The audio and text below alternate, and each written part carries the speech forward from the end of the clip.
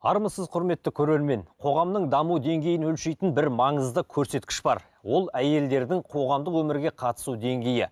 Қыз-келіншектер тек отбасының ұйытқысы ғана емес, білімнің таратушысы, әлеуметтік өзгерістің бастамашысы, кәсіпкерліктің драйвері, волонтерлық қозғалыстың тірегі.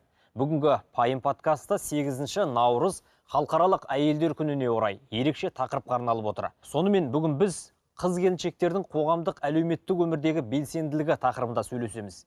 Жанымда қоғамға белгілі үлес қосып жүрген екі қонақ отыр. Педагогика магистрі, талант білім беру орталығының негізін қалаушы, әлеуметтік жобалар ұйымдастырушысы Асылзада Лұқпанова. Және Ревумен республикалық әйелдер қауымдастығы төрайымының орынбасары Айдана Тоғызбаева. Құрметті қыздар, студиямызға қош келдіңіздер. Енді алғашқы сауал, әрине бұл жалпы екеуіңізге ортақ қойсам деп отырмын. Бірінші сауал, Қазақстандағы қыз-келіншектердің қоғамдық өмірге араласу деңгейін қалай бағамдар едіңіздер? Және сіздердің ойларыңызша бұл деңгей соңғы уақытта көтерілді ме? Айым, сізден бастайық. Қазақстанда қыз-келіншектердің қоғамдық жұмыстарға белсенді қатынасуда. Оған дәлел қазіргі таңда біз әйелдер қауымын жалпы тек қана отбасы аясынан ғана емес, сонымен қатар бизнесте, кәсіпте, білім саласында, саясаттан да, тіпті әртүрлі жобалардан да көріп жатамыз. Осының өзі қазіргі кездегі әйелдер қауымының қоғамдық жұмысқа етене атсалысып жүргендігін көрсетеді. Яғни қазіргі кезде әйел адамдар тек қатынасушы емес, қатысушы емес, олар бастаушы, көшбасшы ретінде көрініп жатыр деп есептеймін. Яғни қыздарымыз қоғамнан өз орнын тауып отыр, тапты. Айдана ханым, сіз бұл пікірмен? Мен Асылзада ханыммен түгелінде келісем. Қазіргі таңда соңғы жылдары осы әлеуметтік салада, қоғамда әйелдер өздерін белсенді көрсете бастады. Соңғы жылдары көптеген жобалар жүргізіп жатыр. Және де бір қуантарлығы ол бірігіп жұмысты да көрсетіп жатыр. Қазақстан халқының 51% әйелдер құрайды. Жоғары білім алушылардың 60%-дан астамы қыздар. Шағын және орта бизнес субъектілерінің 48%-ға жуығы әйелдерге тиесілі. Жалпы енді әлеуметтік жобаларға әйелдердің көбірек келуінің себебі неде деп ойлайсыздар? Бұл табиғи қасиет пе, әлде қазіргі әлеуметтік миссия ма? Айдана ханым, өзіңізден бастайықшы. Өзіңізде бизнес қауымдастықтармен тікелей жұмыс істеп жүрген азаматтың бірісіз. Жалпы қыздардың осындай жобаларға көптеп қатысуының себебі неде? Ең бастысы, жаңа сіз өзіңіз айтып кеткендей, табиғи бір миссия деп ойлаймын. Себебі ханымдар көбіне қазіргі таңда базалық потребность деп айтады ғой, қажеттілігін бәрін жапқаннан кейін ойлана бастайды. Балаларым өсті, жұмысым бар, кәсібім бар. Мен өзім балаларыма қандай қоғам қалдырам? Мен әрі қарай өзім не жасай алам? Қоғамның тағы да дамуына деген сияқты, алға жүруіне деген сияқты осындай ойлар келеді көбіне. Сөйтіп олар көшбасшылар өздері де шәкірт дайындағысы келеді деген сияқты. Сөйтіп олардың барлығы бірігіп әртүрлі қоғамға дамытатын әртүрлі не жасайды? Жобалар жасайды, қауымдастықтар жасайды, іс-шаралар жасайды деген сияқты. Оның барлығы біріктіру мақсатында жасалынады, және олар бір-біріне сөйтіп көмектеседі. Сондықтан сол сала сол үшін дамып жатыр ма деп ойлар келеді. Бұл да бір ойға түйетін пікір екен. Асылзада ханым, сіз қалай ойлайсыз? Әйелдердің әлеуметтік жобаларға, қоғамдық өмірге белсенді атсалысу, бұл оның табиғи бір инстинкті, яғни табиғи бір миссиясы ма, әлде қазіргі заманның өзгерістері? Мысалға, қазір әлеуметтік желілер жақсы дамыды. Әлеуметтік желілерде бұрын телеарнаға шығу арман болса, қазір әлеуметтік желі арқылы да өзінің бір жобасын көпшілікке таныстыруға, көпшіліктің қолдауын алуға үлкен мүмкіндіктер ашылды. Бұл да бір әсер еткен шығар әйел азаматтарға. Әрине дұрыс айтасыз. Осы сәтте мен ең алдымен айтқым келеді, жалпы адамзаттың осы өмірге келгендегі, жалпы ол ер адам болсын, әйел адам болсын, жалпы негізгі міндетіміз, біздің миссиямыз ол бір-бірімізге пайдалы болу. Яғни ол өмір заңдылығы, өмір алыс-берістен тұрады. Сондықтан біздер жалпы адамзат бір-бірімізге әрдайым көмектесіп, қол ұшын беру қажетпіз. Ал екіншіден, жаңа сіздің сұрағыңызға айта кететін болсақ, қазіргі кезде әйел адамдардың өте қатты белсенді атсалысып қалыптасып жүрулерінің бірнеше факторлары бар. Ол ең алдымен жаңағы сіз айтып кеткендей интернет желісінің жақсы жұмыс жасауы және де қазіргі кезде қолжетімділік. Яғни әйел адам үйде отырып, баласын тәрбиелей отырып та қосымша білімдерін арттыра алады. Яғни қазіргі таңда бізде әйел адамдардың тек бір диплом емес, оларда 2 мамандықтан, 3 мамандықтан бар, иә. Бұл яғни қазіргі кездегі мүмкіндіктердің көптеп болуы. Білім жарысы да бір әсер етіп тұр ғой, иә? Әрине, сонымен қатар қазіргі кездегі білесіздер, әлеумет желісінен барлығымызға белгілі бала тәрбиесі, яғни тәрбие, психология, баланы дамыту жақтары, осылардың барлығы бізге себеп болып жатыр да. Осы үшін әйел адамдар дамып, ізденіп, одан кейін өз ойларын ортаға салып, бөлсе алатындай деңгейге жеткендіктен, қазір олар одан әрі өздерін көрсетіп жатыр деп ойлаймын. Және бұл негізінде барлығымыз үшін пайдалы, өйткені әйел адамдар олар бізде энергия беруші, яғни біздер баламызға энергия бере аламыз, азаматымызға, жалпы айналамызға энергия бере аламыз, яғни бұл әйел адамдардың қолынан өте жақсы келеді деп ойлаймын. Яғни әйел әйелге қажет. Әрдайым әйел адамға. Әлемге әйел қажет деп қойыншы. Енді бір сауал осыдан туады. Мысалға, бізде қазір бір түсінік бар да, сол екі түсінік бір-бірімен жарысып келе жатыр. Әйелдің орны отбасы, немесе орныңды біл деген түсінік.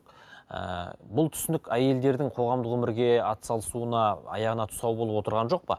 Мен енді отбасының ұйытқысы болып отырған әйелдердің жылы орнынан суытып, қоғамдық өмірге, көшедегі жобаларға араласып кету керек деген пікірден аулақпын бір жақты. Бірақ әйел азаматтардың отбасы ошақ қасынан қалып қоймай, ұрпақ тәрбиесінде, мемлекет ісінде белсенді танытқанына өзім қуанып отырамын. Сіздерде сондай сәттер болды ма? Сен әйелсің, болды, ешқайда шықпа, әйелдің орны үй деген секілді мәселе. Ол осы біздің қоғамда осындай мәселе бар, бірақ стереотип деп айтады ғой. Стереотип, иә. Осы стереотипті айтатын болсақ, ол жылдан жылға азайып келе жатыр. Себебі өзіңіз білесіздер, жанұя құрған кезде экономикалық тұрғыда екі адам жұмыс істесе, жанұяның жаңағы әл-ауқаты, табысы жоғарылайды ғой. Жаңағы он жақсы білім бере алады, жақсы киіндіре алады, тамағын жақсы бере алады деген сияқты балаға. Бірақ енді стереотип жойылған деп айта алмаймын. Сіз айтқандай, шынымен де ол стереотиптің кедергілері әлі таңда бізде кейбір жерлерде бар, кездеседі.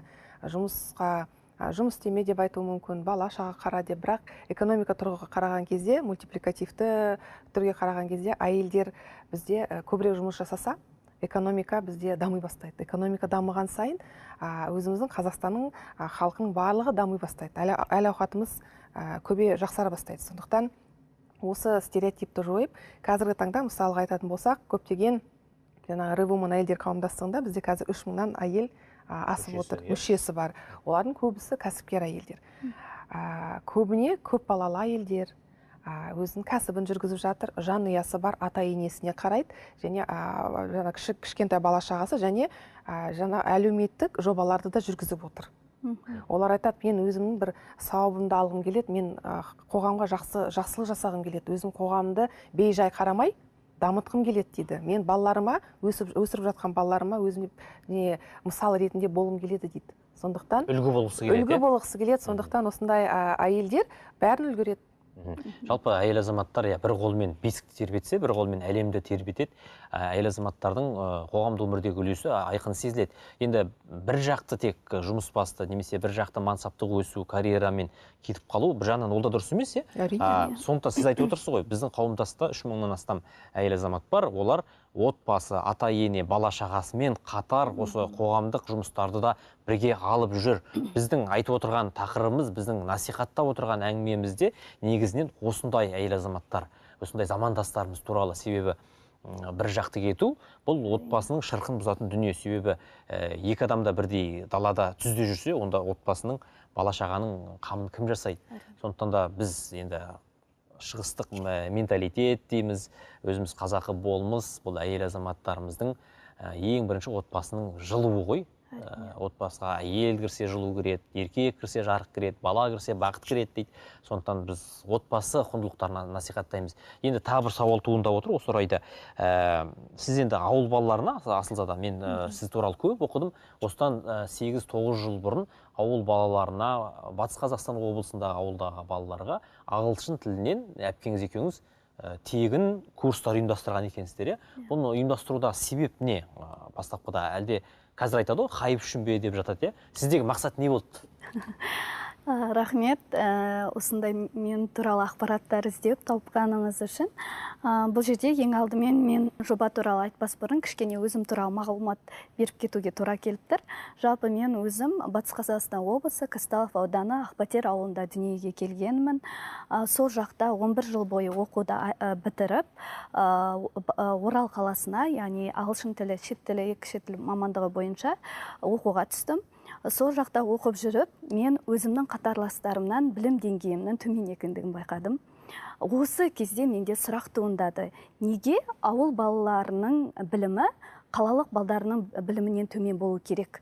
Ең алдымен осы сұрақ ең алғашқы курс оқып жүрген кезімде пайда болды. Одан кейін мен өзіме нақты өзіме жауапкершілік ретінде алдым. Мен осы оқуымды бітіргеннен кейін міндетті түрде ұстаздық қызмет атқарамын деп. Одан кейін осы оқуымды аяқтағаннан кейін 2016 жылы дипломымды қолыма алып, өз ауылыма тұрмысқа шықтым, және де сол жылы осы Астана қаласындағы Евразия ұлттық университетіне магистратураға грантқа оқуға түстім. Сол ең алдымен осы сәтті пайдалана отырып, сол мені әрдайым қолдап, қолпаштап, маған оқы, тоқтама деп сенім білдірген жолдасыма, өзімнің ата-анама және жолдасымның ата-анасына барлығына рахмет айтамын. Өйткені мен ойдағыдай диссертация барлығын қорғап, 2018 жылы ауылға қайта келдім. Сол кезде мен өзімнің Ақбатер жалпы орта білім беретін мектебінде өзімнің ең алғашқы ұстаздық қызметімді бастадым.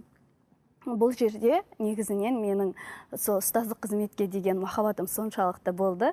Оқушыларға тек қана білім беріп қана қоймай, оларды әртүрлі қойылымдар арқылы, спектакльдер ағылшын тілінде қойдырып, осындай әртүрлі сұхбаттар сол кездің өзінде ұйымдастырған болатынмын. Сондағы мақсатым ауылдың балалары қаланың балдарынан кем болмауы қажет. Одан кейін осылай жүріп 2020 жылы білесіздер, карантин болды, иә? Сол кезде маған менің өзімнің апамда, туған апам, Гүлбарам Елтайқызы, ол да ағылшын тілі пәні мұғалімі. Ол көрші ауылда, Жалпақтал ауылында тұратын. Сол бір күні маған хабарласып, осындай жоба болып жатыр. Мен оқушыларға тегін білім берейін деп жатырмын. Сен қалай ойлайсың деді. Мен әрине қуана келістім. Өйткені менде ол миссия болып қалыптасып келе жатырған дүние еді. Сөйтіп мен ауыл балаларына тегін сабақ бере бастадым. Ол жерде көрші ауылдарында оқушылар болды, 15 шақты оқушы болды, сонымен қатар қаладан да 3-4 оқушы жазылып, оларға да тегін сабақ жүргіздім. Бұның нәтижесі ол ата-ананың алғысы болды, және баланың ағылшын тіліне қызығушылығы болды. Содан кейін біз осы жоба арқылы сол ауылда біз орталық аштық. Ол жерде де біз көп балалы аналарға жеңілдіктер жасадық, және де оқимын, ізденемін деген көзі ашық, көзі жанып тұрған балаларға тегін ағылшын тілінде сабақ беруді әлі де жалғастырдық сол кездің өзінде. Ал қазіргі таңда мен осы Астана қаласына 1 жыл жарым болды келгеніме. Қазіргі кезде де осы орталықта жұмыс жасаған кезімде жаңағыдай жағдайы төмен отбасыларға, немесе бір үйде аутизммен ауыратын балалар болса, міндетті түрде оның ата-аналарына қолдау білдіремін және жеңілдіктер жасап отырмын. Және де сол ата-аналарымызға арнап әртүрлі біздер орталықта шаралар өткіземіз. Өйткені декреттегі аналарға да орта керек дейміз. Сондықтан қазіргі кезде біздер әртүрлі жобаларды жалғастырудамыз. Енді Асылзада, осы тұста бір сауал қойыншы. Осындай білім беру жолына түстіңіз, үлкен миссияны арқалап жүрсіз. Алғашқы шәкіртіңіздің жүрегіңіздің түкпірінде орын алған бір қозғап жіберген бір сезімдеріңізді қозғаған қандай пікірі, ризашылығы? Керемет сұрақ бұл. Жалпы мен ең алғашқы ұстаздық қызметімді бастаған кезде 9-шы сынып оқушылары түсті.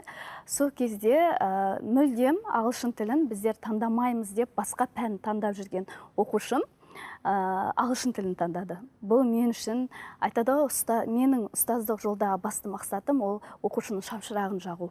осы жарықты жаға білу мен үшін ол үлкен бір жауапкершілікпен қараймын. Білім беріп қана қоймай, оқушының білімге деген талпынысын арттыру және білімге, ғылымға жақындату бұл менің үлкен бір өмірлік жауапкершілігім деп айтсам келеді. Сол оқушым қазіргі таңда да ағылшын тілінде білім алып, қолына дипломын алып, осы менің жолымды жалғастыруда.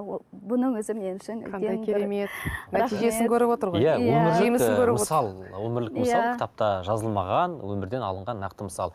Енді бәріміз сүйіп көрген «Менің атым Қожа» фильмінде Рахман ұстаздың айтатыны бар, Майхановаға. Мен сұлтанның шырағын жаға алмадым, амал нешік. Сен қожаның отын өшіріп алмаш айналайын дейді. Сол секілді ауыл балаларының көзінде оты бар балалардың ары қарай білім алуына атсалысып отырған сіздей мамандар, ұстаздар, асыл жандар әрқашан аман болсын. Қазір бізді тамашалап отырған ауыл аймақ, қаладағы, даладағы барша ұстаздарға, ұстаз мұғалималардың барлығына біз осы эфир барысында алғыс айтамыз. 2020 жыл елімізде волонтерлар жылы болып жарияланды, өздеріңіз білесіздер. Қазір елімізде 200 мыңнан астам волонтер тіркелген. Жалпы волонтерлық ұйымдардың ішінде әйелдердің үлесі жоғары. Енді сауал, Айдана ханым, өзіңізге қойғым келіп отыр. Әлеуметтік бастамалар, әлеуметтік жобаларды құнттап, соны жазылып, оның ары қарай көпшілікке таралуына атсалып жүрген мамансыз ғой. Жалпы әлеуметтік жобаны бастайым деген талантты жастарға нені білу керек, неден бастау керек? Бір алгоритмі бар ма? Мына жерге барып, мына жерге жолығып, мынаны былай жазу керек деген секілді. Енді мен ең бастысы тек қана жастар емес, барлығына. Барлық буынмен жұмыс істеп келатсыз. Иә, барлық буынмен жұмыс жасаймын. Алгоритм енді жастарға ең бірінші қиыншылық ол тәжірибенің болмауы ғой. Диплом алғанымен тәжірибесі жоқ. Сондықтан оларға осындай бір қауымдастықпен, бір өзіне бір ментор деп айтады ғой. Ментор, коуч, ұстаз, иә бір? Ұстаз тапса, тәжірибесі бар, соның қасында бір кішкене үйреніп, сұрастырса, болмаса бір қоғамдағы бір қауымдастыққа кіріп, сөйлесіп, осындай әлеуметтік жобаларды ашатын, жүргізетін адамдармен сөйлесіп, бір тәжірибе алмасу.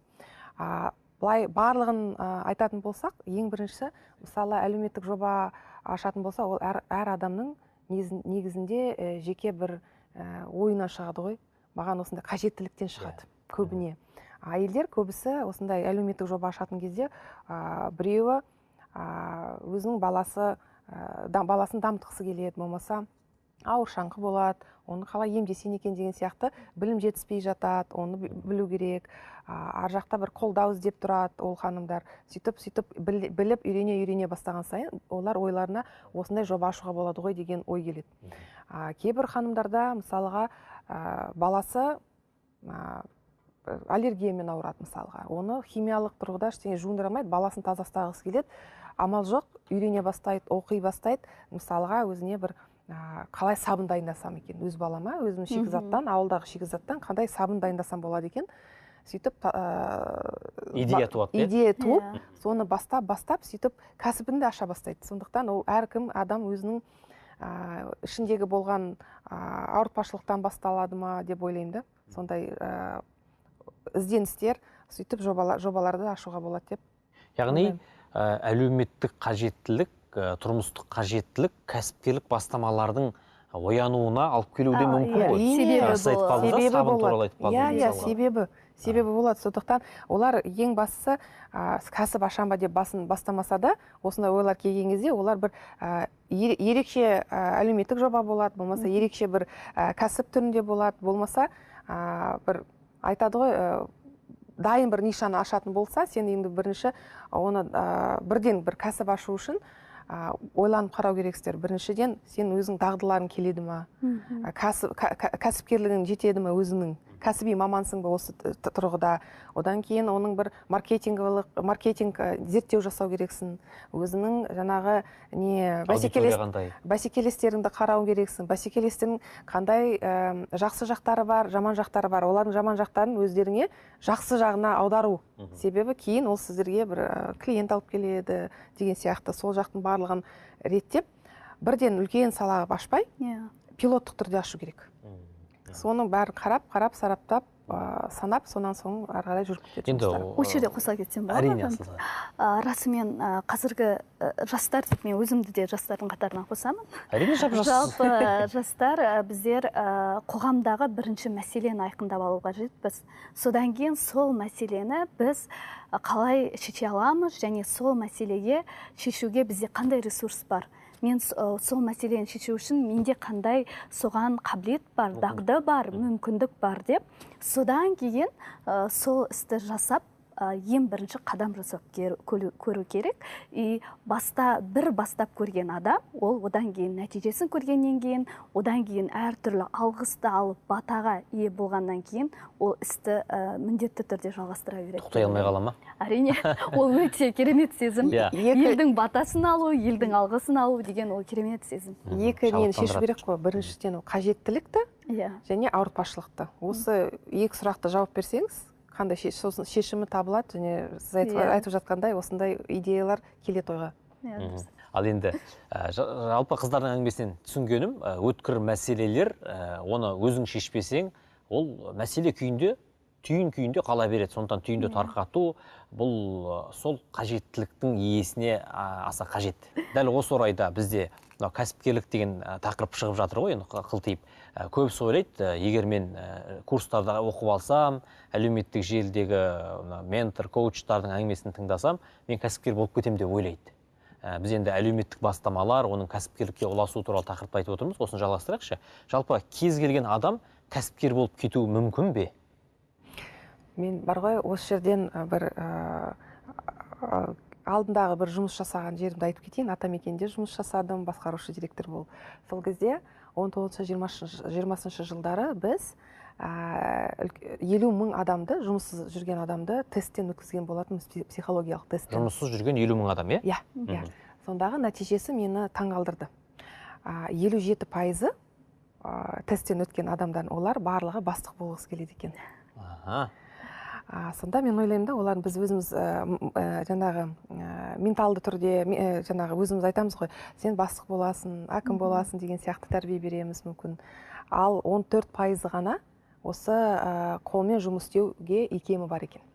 Сонда мен ол кезде жұмысқа тұрғызу бір жобам болды ғой. Сол кезде жұмысқа тұрғызатын кезде, ол кезде питак деп аталатын, ол кезде пандемиядан 1 жыл бұрын, ол кезде цифровизация қатты дамымаған кезде ғой енді. Барамда жұмысшыларға айтам, жүріңдер, мен сіздерді жұмысқа тұрғызамын. Айлығы осындай, жаңағы зейнетақыңыз болады.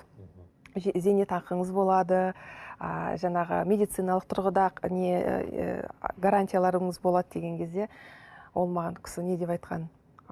Білесіз бе, мен өз еркіммен, өз-өзіме қожайынмын. Мен қашан тұрғым келеді, қашан жұмыс істегім келеді, өзім білем. Сіздер маған 200-250 мың төлейтін болсаңыздар, мен 300-350 мың табалам дейді. Оған не деп айтасыз мысалға, иә? Сондықтан біздің жаңағы сіз сұрақ қойып жатсыз ғой, жаңағы кәсіпкерлік бәрі аша алады ма деген сияқты. Бәрі кәсіпкер болып кете ала ма? Иә, басшы болғандықтан кәсіпкерлікке ынтасы көп. Қазақ халқында, Қазақстанда тұратын адамдардың барлығында көбісіне кәсіпкерлікке икемі бар. Сол тесттердің нәтижесінде кәсіпкерлікке өте жақсы икемі бар. Себебі жалдамалы жұмысқа бәрі барғысы келе бермейді, өзінің кәсібін ашқысы келеді. Бірақ алайда сіз жаңа айттыңыз ғой, мен жаңа курстар өтіп кәсіп аша аламын ба деген сияқты. Алайда не дегенмен теория бәрібір қажет. Сіз кәсіп ашқыңыз келетін болса, бәрібір бірінші теориядан өтуіңіз керек. Себебі сіз өзіңізден білуіңіз керек. Оның салығы қандай, оның қандай заң бойынша қалай жұмысын жасау керек, заңсыз жұмыс істей алмайсыз. Сондықтан лицензия деген сияқты барлық теория жағын бәрібір өту керек, білім қажет. Оны қалай тартпаса да білім қажет адамға. Сонан соң тағы да бір теория бар ғой, енді әлемдік теория, жаңағы долина смерти деп айтады. 1-ші жыл ол жаңағы кәсіпкерлікті сен алып кете аласың ба, алып кете алмайсың ба? Иә, сыналатын шақ. Иә, сол уақыт өте көп, жартысынан көбі кәсіпкерлігін жабады. Оның жаппаудың бір амалы дейікші. Амалы ол жаңағы білім. Білімді бәрібір алу керек деп санаймын. Асылзада, сіз қалай ойлайсыз? Сіздің ойыңызша әртүрлі әлеуметтік желідегі курстарда оқу арқылы кәсіпкер болып шығуға бола ма? Осы сұраққа жауап беретін болсам, жалпы мен өз басым ондай коучтардан сабақ алмағанмын. Бұның барлығы маған практика жүзінде келген. Өйткені мен 8 жыл бойы ұстаздық қызмет атқарғандықтан, сол салада мен толықтай ұстаз қандай болу керек, оқушыларға, ата-аналарға қалай қарым-қатынас жасау керек, оларды ата-аналарды да, оқушыларды да қалай біз қызықтыра аламыз, және де олардың сеніміне қалай ие бола аламыз. Осының барлығы мен сол ауылымызда жүріп, ауылдың кішкентай ғана мектебімізде жүріп, соның барлығын үйреніп, оқып, тоқып, одан кейін барып, мінекей қазіргі таңда Астана қаласына келгеннен кейін мен 8 жыл бойы ата-енемізбен бірге тұрған болатын. Біз қазіргі таңда менде 3 кішкентай балам болғандықтан, 2 кішкентай бала бақшада, сондықтан мен үкіметтік жұмысқа шыға алмадым. Бірақ жай ғана үйде отыра алатын да адам емеспін. Менде тайм-менеджмент барлығы сақталғандықтан, мен жан-жақты барлығына үлгеретін адаммын. Сондықтан мен ең бірінші, бұл жақта менің ешқандай танысым, туысқаным жоқ болса да, үйден оқушылар қабылдай бастадым. Ағылшын тілінен оқушылар қабылдадым. Одан кейін ата-аналар маған соншалықты сенім артып, олар жаңағыдай балаларына бүкіл пәндерді оқытуды ұсынды. Әліппе, математика секілді. Оларға мен ең бастысы кәсіпте адам шынайы болу керек. Өйткені мен сол ата-аналарға бірден айтатынмын, мен бастауыш мұғалім емеспін, мен жай ғана ағылшын тілі пәні мұғалімімін деп. Бірақ ата-аналар қолыңыздан келеді, біз берейікші сізге дейді. Расымен соншалықты олардың сенімі маған үлкен шабыт береді де, расымен олардың балаларынан мен нәтиже шығарам. Сөйтіп, бізде ақпан айында 15-16 шақты үйде отырып оқушы жинап, содан кейін барып, жолдасыма еңбегімді өз көзімен көреді жолдасым, одан кейін барып, ол маған солай ұсыныс жасайды. Қалай қарайсың, егер мен саған орталық ашып берсем? Әрине, мен егер сіз сенсеңіз, әрине толықтай бастай аламын деп, сөйтіп кәсіпті қолға алдық. Қазір шүкір біздің талант білім орталығында 100-ден аса шәкірттер білім алуда, және де бізде пікірлерде ата-аналар тарапынан өте жақсы. Өйткені оның барлығы мен ұжымға, командамызға әрдайым айтып отырамын, біздер салғырттықтан сақтанайық. Яғни бізге ата-ана баласын сеніп беріп жатыр. Енді мен сұрайын деп отырғаным, осы әйелдердің әлеуметтік жобаларға атсалысып жатқанын айтып өттік қой. Жалпы әйелдің жобаларға қатысудағы мықты тұсы қандай? Мысалы, ер азаматтарды білеміз. Әйелдердің мықты тұсы қандай? Енді әйелдер нәзік дейміз. Бірақ қоғамдық өмірде әйелдер атсалысса, не нәрсе оңай шешіледі? Немесе не нәрсені оңайлатады? Ол жұмсақ тілмен сөйлеп, дипломатия бар. Сонан соң тағы да жақсы жағы ол ответственность деп айтады. Жауапкершілігі жоғары. Өте жоғары. Әйел кісілерде жауапкершілік өте жоғары деп санаймын. Осы екі жақты және коммуникациясы жақсы ханымдар енді жұмысты, кәсіпкерлікті, үлкен холдингтарды, заводтарды да басқарып жатыр ғой қазіргі таңда. Сондықтан оның адамның өзінің лидерство, жаңағы көшбасшылығының қасиетіне байланысты. Сен қалай бір кәсіби бір маман болсаңыз, көшбасшылық жаңағы неңіз болса, қабілеті болса, жауапкершілігі жоғары болатын болса, осы және де коммуникациясы жоғары болса, осы адамдар, ханымдар жақсы жетістіктерге жетеді деп ойлаймын. Яғни әйелдердің әлеуметтік жобалары болсын, кәсіпте болсын, мықты тұстары Айдана ханымның айтуынша, оның жауапкершілігі жоғары болуы, тіл табысу шеберлігі және де көшбасшылықты айттыңыз, иә? Көшбасшылық. Кәсіби маман болуы. Ал Асылзада, сіздің? Мен толықтай Айдана ханыммен келісемін. Және де соған қосымша айтарым, әйел адамның мықты тұсы ол мәселені көруде емес, ол мәселені жүрекпен шешуде деп ойлаймын. Сондықтан кез келген ортада әйел адамдар тезірек мәмілеге келе алады, ешқандай жаңағыдай жеңіл кез келген қиын мәселені де жеңіл түрде шеше алады. Өйткені әйел адамдарға Алла тағала сондай қабілет беріп қойған, жүрегіне сондай жүрекпен сезінуді беріп қойған. Сондықтан да осы әйел адамдардың ең мықты тұсы шығар деп ойлаймын. Жұмсақ, иә? Жұмсақ күш деп айтайықшы. Жұмсақ күш десек те болады. келіспей отырғанды келістіріп жіберетін бір Иә. қылығы деп айтайық қыздарымыздың. Осындай қылықты қыздарымыз ортамызда, гүлдей жайнаған қыздарымыз ортамызда көп бола берсін. Енді мына Сингапур десе, бір есім бізге жиі оралады ойымызға, бұл Ли Куан Ю. Бұл кісінің болашақта үйленетін жастардың, егер сіз тоқыған жоғары білімді қызбен некеге тұратын болсаңыз, некелесетін болсаңыз, онда мемлекет тарапынан сізге көптеген қолдаулар, артықшылықтар жасап қойған Сингапурде. Бұл тек қана ұрпақ әкелу емес, сапалы, саналы ұрпақ әкелудің қамы, үкіметаралық деңгейде жасалған қадам. Бізде де қазір қыздарымыз көп білім алуда, жалпы сол білімдерін жақсы арнада, жақсы бағытта қолдануға олардың қарым қабілеті кейде жетіп жатады.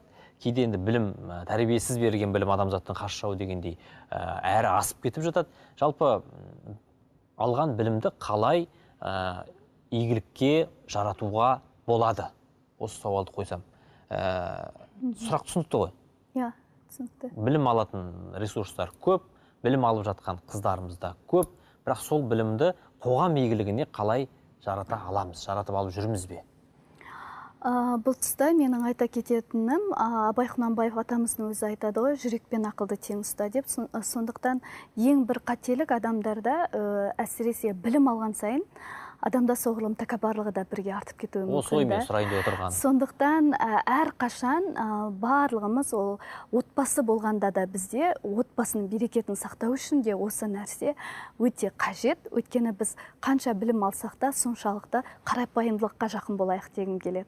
Кітап оқиық, ізденейік, дамиық, білімдерді жан-жақты алайық, білім нәріме сусындайық. Біз неғұрлым білім аламыз, соншалықты бізде сенім мықтырақ болады, иә? Дегенмен де біздер соншалықты қарапайымдылық, адами болмысымызды сақтап қалайық дегім келеді. Адами келбет. Иә, адами келбет, адами болмыс. Өзіңізге? Иә, ол қазіргі таңда енді шынымен де адам мен адам көп жарыса береді ғой. Бәсекелестікке көп түседі, әйел ханымдар да бір-бірімен бәсекелестікке көп түседі, және өзінің үйіндегісі, бала шағасын кішкене ұмыту мүмкін ба деген бір ойлар келіп отыр. Сол сұраққа не істеп жатсыз ғой? Енді әр адам әртүрлі деп айтайын. Енді жаңағы әлеуметтік желілерде бар, ол жақта да осындайды көп қазір көрсетеді ғой. Біз теңбіз, біз көбірек жұмыс жасауымыз керек сияқты, бірақ бәрі бірде бір баланс керек деп ойлаймын. Бір тепе-теңдік баланс керек. Жанұя, Асылзада ханым айтқанымен бәрімен келісемін. Оның жанұясы бар, өзінің жұмысы да бар, өзінің жеке дамуы да бар, соның барлығы бір баланста болу керек. Бір жақты ғана болмай, жан жақты кішкене дамып, жаңа сіз айтқандай тәкаппарлыққа кетіп қалмау деген. Қыздар, жақсы пікір айттыңыздар. Жалпы бізде мынау ауылдағы қыз келіншектер бар, қаладағы қыз келіншектер бар. Абай телеарнасын қыз тамашалап отырған. Осы мүмкіндіктер тең бе ауыл мен қаладағы? Шынымды айтсам, тең деп айта алмаймын. Себебі қалада инфрақұрылым бар, жоғары.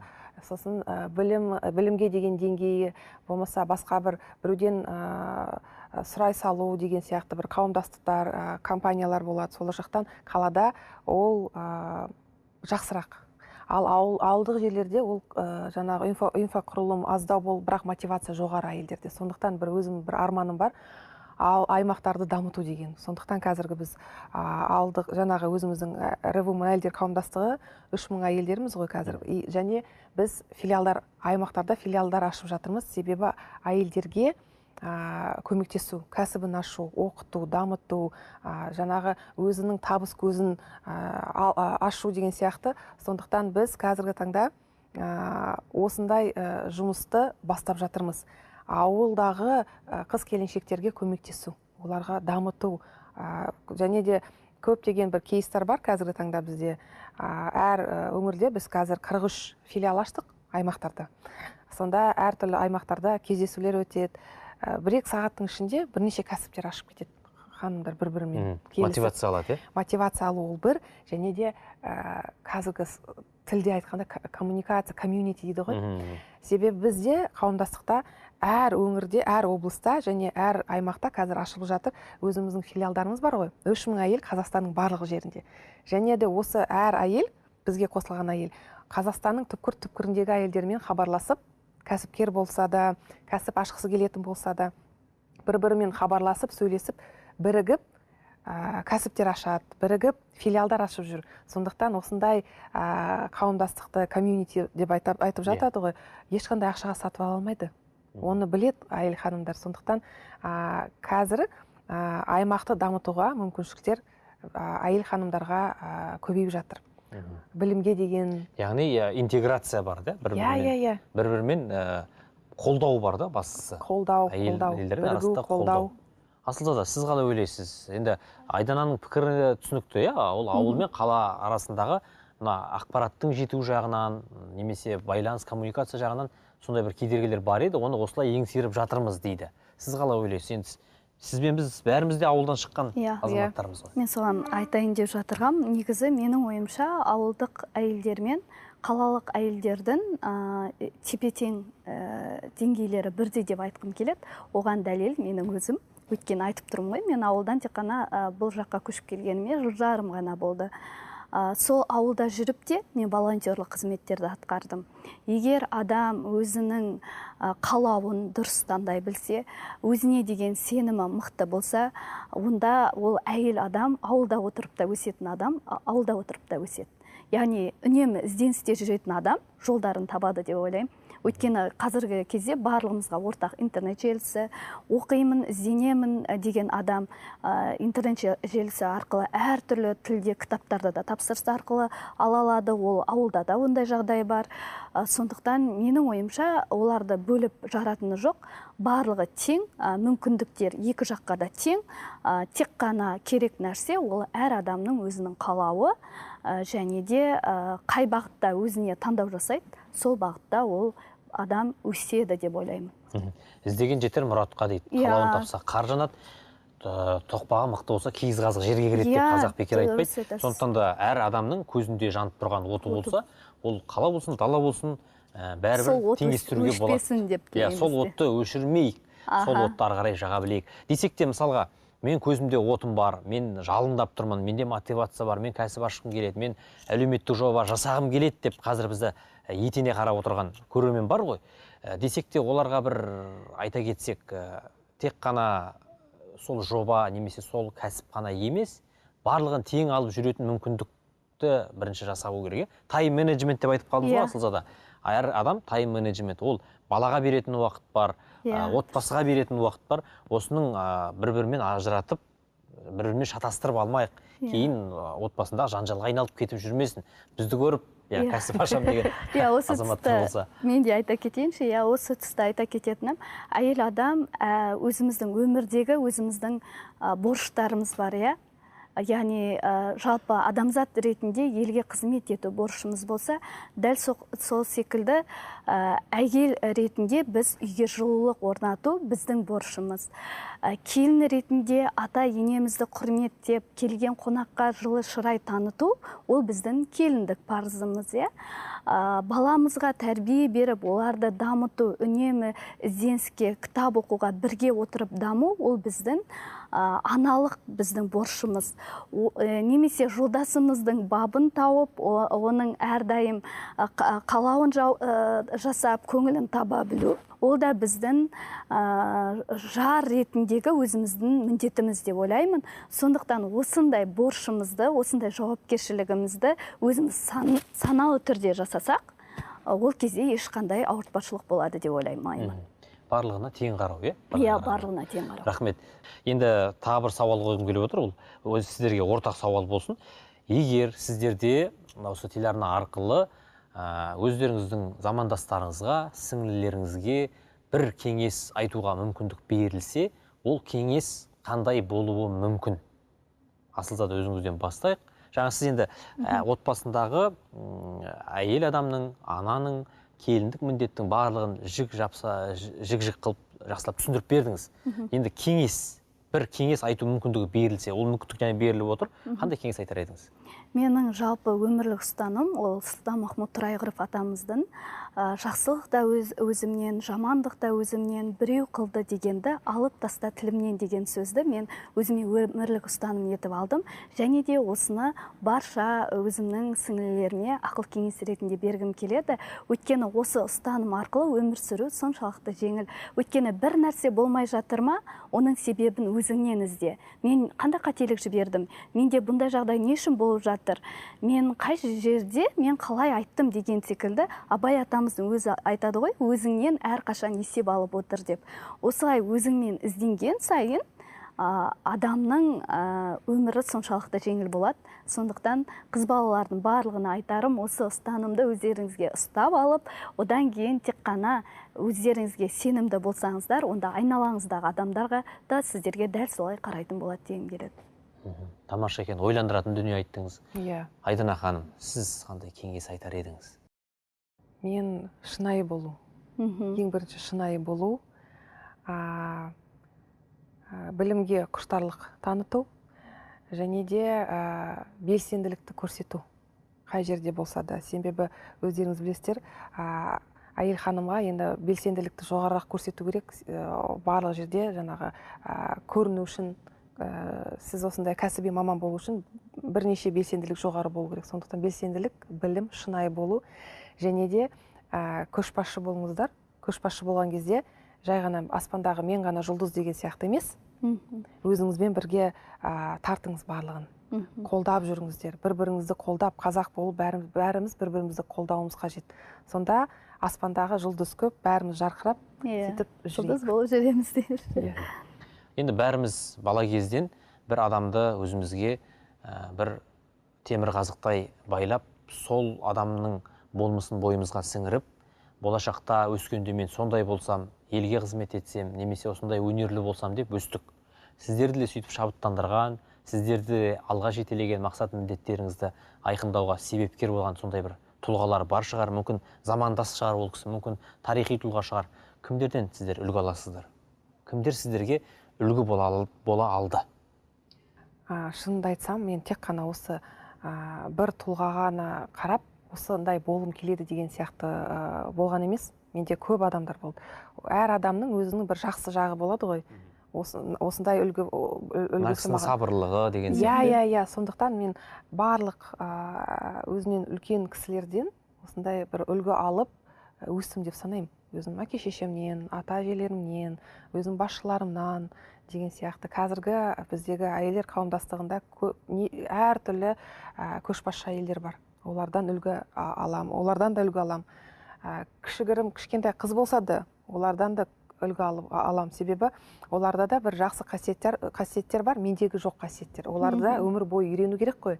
Сондықтан әртүрлі адамдардан мен әртүрлі үлгі алам. Сондықтан тіпті жаңа өзіңіз айтып отқан баладан шынайы болуды қайтадан есіңізге түседі, оның балалығы, оның аңғалдығы, адалдығы, біз ұмытып бара жатқан нәрседе соның қарап та, кейде жапыраққа қарап та адам сабақ алады дейді ғой. Асылзада ханым, сіздің үлгі тұтар жаныңыз? Сол расымен менде де дәл солай. Мен өмірде бір нәрсеге, бір адамға ғана үлгі тұтпаймын, немесе мен фанатик емеспін.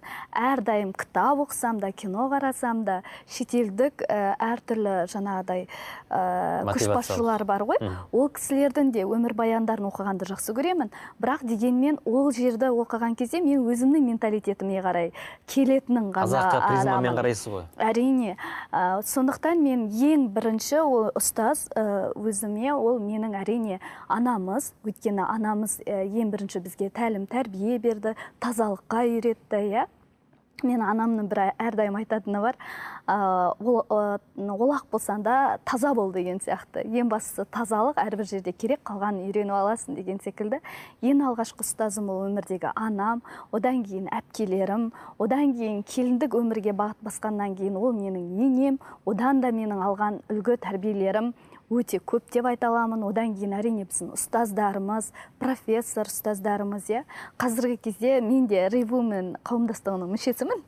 Қазіргі таңда Рейбук кітап жобасын ұйымдастырудамыз осы қауымдастықтың атынан. Сондықтан бұл жерде де расымен өзімізден үлкен өте сондай білікті, білімді, жанашыр жандар, әйелдер қауымы өте көп.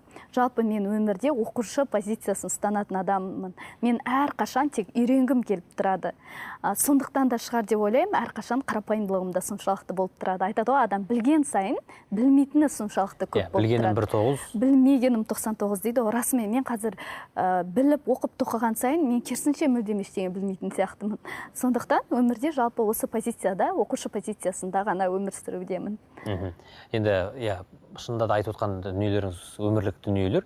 MTUCAP деп айтады ғой қазір, өзіңді жаңа білім алғанда, өзіңді сол білімді енді алып тұрғандай, бұрынғы білімді ұмытып, енді алып тұрғандай қабылда дейді. Дұрыс екен. Құрметті көрермен, біз бүгін 8 наурыз халықаралық әйелдер күні мерекесіне орай арнайы шығарылым жасап отырмыз. Пайымда кереметтей қыздарымызды қоғамдық өмірде де осындай әлеуметтік салада да жетістіктері мол қыздарымызды арнайы шақырып отырмыз. Енді қыздарымыздың осы мереке қарсаңындағы бір тілегін сіздерге телеарна арқылы жеткізсек деп едік. Айдана ханым, өзіңізден бастайық. Қысқа нұсқа. Ал құрметті әйелдер қауымы, апалар, әжелер, қыздар, ханымдар, сіздерді осы халықаралық әйелдер күнімен құттықтаймын. Сіздерге баршаңызға бақыт тілеймін, армандарыңыз орындалсын.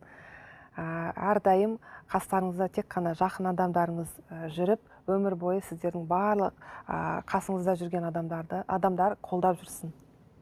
Рахмет дейсің. Ал Асылзада? Мен осы барша әйелдер қауымын шын жүректен төл мерекеміз 8 наурыз халықаралық әйелдер күнімен шын жүректен құттықтаймын. Әрқашан жарқырап, құлпырып жүре беріңіздер.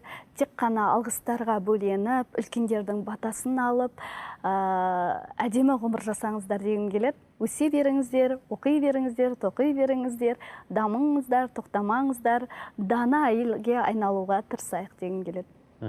Әр қазақтың көгінде осындай жарық жұлдыздар, осындай әйел азаматтар көп болсын, көпке үлгі тұтатын азаматтар көп болсын. Құрметті көрермен, бүгін біз қоғамдағы қыз келіншектердің рөлі жай ғана статистика емес екенін көрдік.